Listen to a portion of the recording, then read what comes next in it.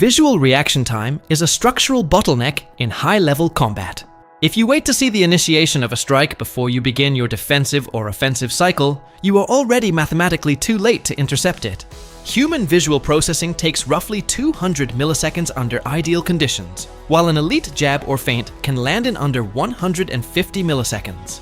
To operate inside this deficit, you must decouple your defensive triggers from visual confirmation and shift your primary data stream to haptic feedback, structural tension, and spatial rhythm. This script breaks down how to transition from a reactive fighter who guesses based on sight to a predictive fighter who dictates and intercepts based on physical geometry. When you rely entirely on your eyes to defend, you are fighting a losing battle against physics and neurology. The human eye has to capture light, send it through the optic nerve, process it in the visual cortex, and then signal the motor cortex to move your feet or hands. By the time your brain registers that your opponent's shoulder has twitched, the fist is already occupying the space your chin was in a fraction of a second ago. Elite fighters do not look at the gloves, and they do not even look at the eyes. They look at the central axis, the sternum and the hips, because the core mass must shift before an extremity can accelerate with power. However, even tracking the center of mass visually leaves you vulnerable to high-level feints, where a master of deception can manipulate their posture to simulate a commitment they never intend to make. Most fighters misunderstand this concept entirely, believing that faster reaction time is a product of genetic reflexes or hand-eye coordination drills with tennis balls. The reality is that functional reaction time in a live exchange is determined by predictive positioning and structural framing, which reduce the distance your mind has to travel to make a decision. By establishing physical contact or dictating the specific spatial boundaries of the engagement, you turn a chaotic, multi-choice problem into a binary choice that you can exploit without needing to visually process the incoming threat. To implement this in a live environment, you must first establish a structural frame that forces your opponent to move through a predictable vector. Imagine you are in an orthodox versus orthodox engagement, and instead of staying in a loose, reactive guard where your hands are floating, you establish an active lead hand post on your opponent's forehead or lead shoulder. As your lead hand makes contact, you are not pushing them away. You are mapping their structural integrity.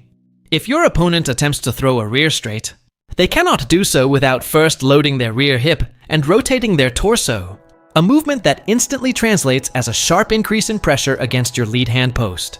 The moment you feel that structural tension spike through your lead arm, you do not wait to see the punch leave the shoulder. You immediately drop your level and slip your head to the outside of their lead side, shifting 60% of your weight onto your front leg while keeping your rear hand pinned to your jaw. By using the tactile feedback of the post, you have bypassed the visual cortex entirely, reacting to the kinetic energy traveling through your frame. As you complete the slip, your weight shift loads your lead hip, allowing you to drive a counter left hook directly into their exposed rib cage or liver as their rear hand sails harmlessly over your shoulder. The failure point for most practitioners here is a lack of structural rigidity in the post. If your arm is completely limp, the energy of their movement is absorbed by your elbow joint and never registers in your nervous system. Whereas if your arm is completely locked out, they will simply clear it with a parry. You need a resilient frame, a semi-flexed elbow with an active shoulder that transmits force like a solid rod while retaining enough elasticity to adapt to sudden changes in angle. Here's where most people stop, but here's the advanced layer. Once you can read kinetic energy through direct physical contact, you must learn to read the absence of contact and the manipulation of spatial rhythm, which allows you to decouple your reaction time even when fighting at a distance. When you are outside of hand trapping range, you decouple from visual stimuli by establishing a rhythmic cadence with your footwork, stepping in and out of the pocket in a predictable micro bounce. This creates a psychological mirror effect where your opponent naturally synchronizes their baseline movement to your rhythm. Once you establish this shared cadence, you intentionally break the rhythm by half a beat, stalling your weight transfer on the back foot just as they expect you to step forward. Because human beings inherently look for patterns to time their attacks, your opponent's brain will automatically register your anticipated forward movement and trigger their counterstrike based on the expected rhythm, rather than the visual reality of your position.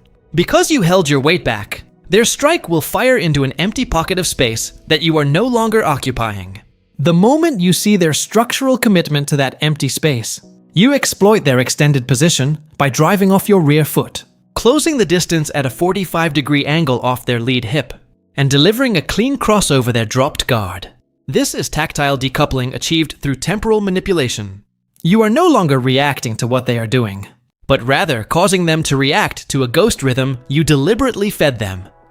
To integrate this advanced level of predictive defense into your subconscious habits, you cannot rely on traditional sparring, which is often too chaotic to isolate specific sensory pathways. You must utilize isolated pressure testing that systematically blinds your visual reliance. Begin in the fight lab with a blindfolded or occluded vision drilling sequence. Stand in the pocket with your training partner, ensuring that your lead hands are crossed and touching at the wrists. Your partner will randomly initiate either a lead hand slap down or a rear hand straight punch. Because your vision is restricted, your entire universe is reduced to the tactile sensation at your wrists. If the pressure vanishes instantly, it means they have dropped their lead hand to clear yours, prompting you to immediately fire a straight lead jab down the center line. If the pressure increases or pushes your wrist outward, it indicates a rear panel rotation, prompting you to instantly duck or roll under the incoming side. Practice this for 3-minute rounds, gradually increasing the speed and chaotic nature of your partner's inputs until your body moves automatically the millisecond the physical connection changes. Once this tactile baseline is burned into your muscle memory, remove the vision occlusion and transition to open sparring. But with a strict constraint. You are only allowed to defend attacks that you have actively set up through your own feints or structural posts. If you find yourself guessing or flinching based on visual tells, you have dropped back into the visual bottleneck, and you must immediately reset the distance, re-establish your lead hand frame, and force the engagement back into a predictable, binary track. Review the specific weight distributions and structural angles detailed in the middle of this session to ensure your frame is transmitting information correctly, as even a minor collapse of the elbow will distort the feedback loop and leave you exposed to the very speed you are trying to bypass.